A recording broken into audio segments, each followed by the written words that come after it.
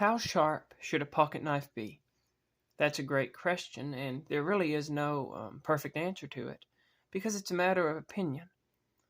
You see, I might want my knife sharper than you like yours. You might like your knife sharper than I like mine. But there are a few things to consider.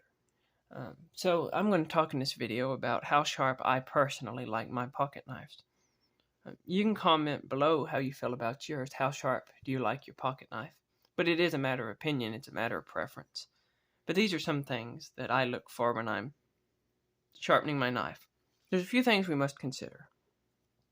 The first one is going to be the angle of the edge. This is a Case Lizard Skin Sodbuster Jr. You can see that shiny part right there. That is the edge bevel. You're going to have that on both sides of the blade, and that's what bevels down to your tip. Well, the first thing we must consider is how wide of an angle versus how slim of an angle it is. A 25-degree angle might be like this, the tip being between my fingers here. 20-degree angle like this, 17-degree angle like this, 15-degree angle like this. Every time the angle gets slimmer, you lose a little strength in the tip. To put it bluntly, if you're using like an axe, for an example, you don't want a really narrow tip on an axe because the axe will bend when it hits a hard surface like a tree. You would want a broader angle. Now, in the same way, if you're looking to have a razor to shave your face with, you're not going to want a broad angle because it's not going to be as sharp. It's not going to shave as effectively. You're going to want a slimmer angle because you'll be able to shave with it better. And so that's the first thing to consider. What kind of angle do you want on your knife? You know, it's not always the most practical to have the sharpest razor shaving knife. If you're going to be using that knife for cutting twine, cutting rope, cutting zip ties, you're going to dull that edge out very fast if it's a slim, highly polished edge. If you're going to be doing that, you might want your edge to be a little broader. But it comes with the purpose. You've got to consider yourself, what am I going to be mainly using this knife for? So that's the first thing to consider. Wide angle versus slim angle. Wide angle is going to be a little stronger from my experience, and a slimmer angle is going to be a little sharper from my experience. The next thing we have to consider is how fine do you want the edge to be. And what I mean by that is we will often start at like whatever grit, 200, 260.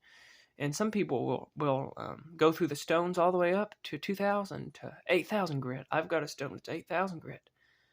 Now, what I mean by that is this buck 110 is a good example. Can you see the edge right here, the bevel? See how rough it is? You can see the marks from where it's been sharpened.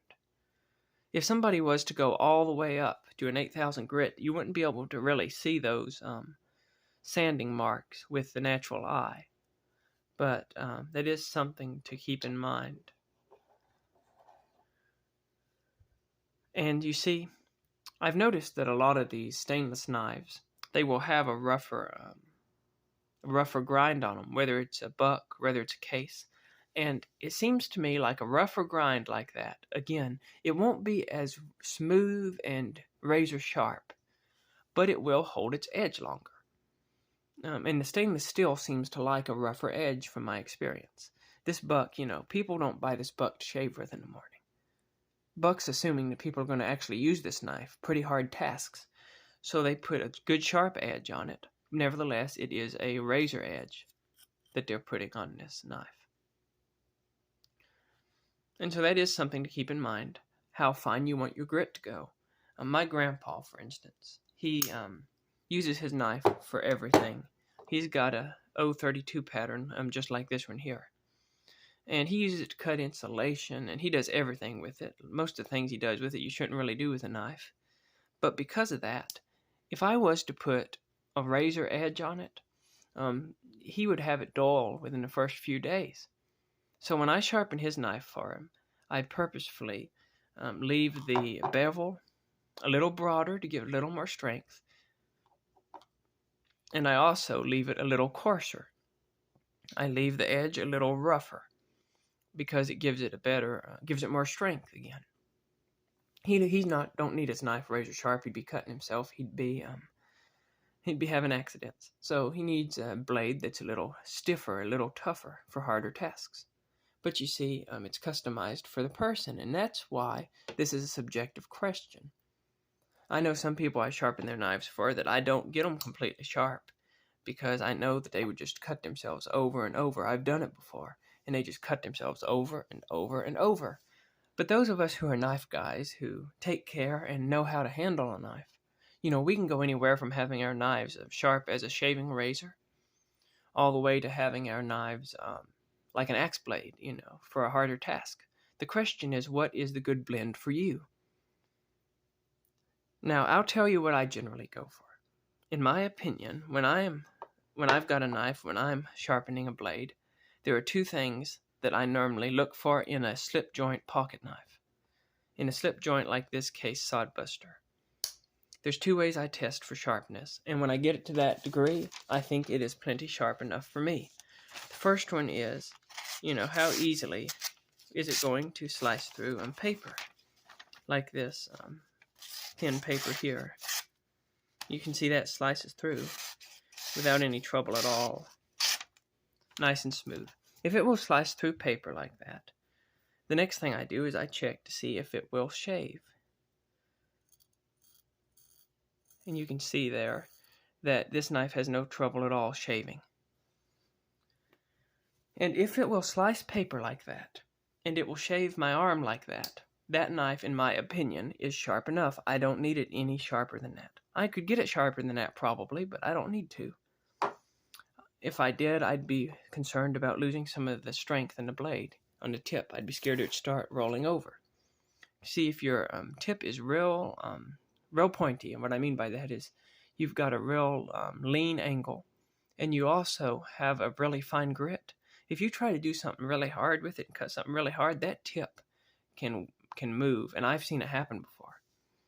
So if you got like a stainless knife like this, you're better off leaving it with a coarser grit and a slightly broader angle, in my opinion.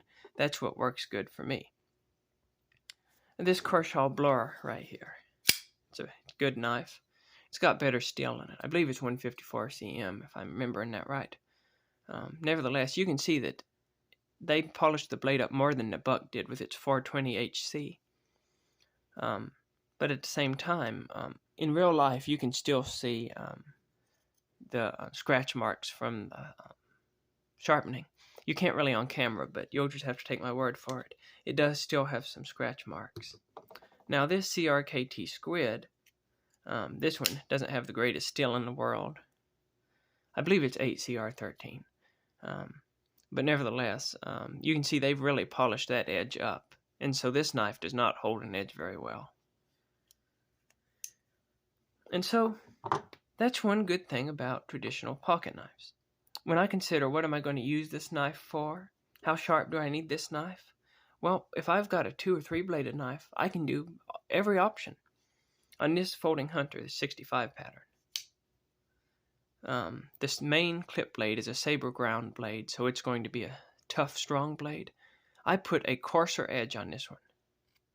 The edge is coarser, and the angle is not as much. It's got a broader angle, and it's got a coarser grind. And if I need to do something tough, I'll pull that blade out. My other blade, this skinning blade, I put, as you can see, that is a much leaner angle on this particular knife. And I also took this one up in the grits a little more. So this one is going to be more razor sharp than the other blade. They'll both shave and they'll both cut paper. But the Skinner blade is going to be more razor sharp. And the clip point blade is going to be a little stronger, a little more heavy duty. So depending on my task will determine which one I pull out and use. Now some people, like we said, will go through all kinds of different tasks to test for sharpness. Cutting sponges. They'll hold a hair in their hand and cut the hair off, and that's not wrong. That's cool that they're able to get the knife that sharp. But I'm not about trying to get the sharpest knife or to have the most ability in sharpening or the best sharpening tools.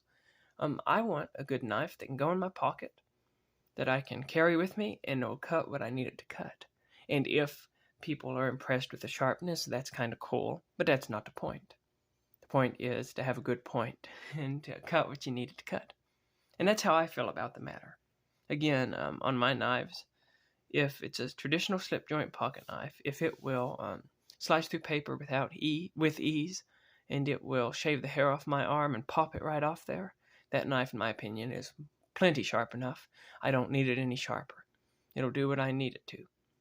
So comment down below, how do you all feel about the matter? How sharp do you like your knives? What do you go for?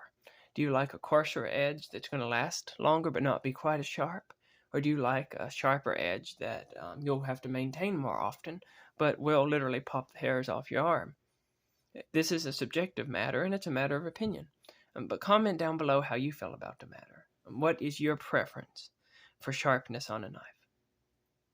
Y'all, you have a good day, and keep your knives sharp.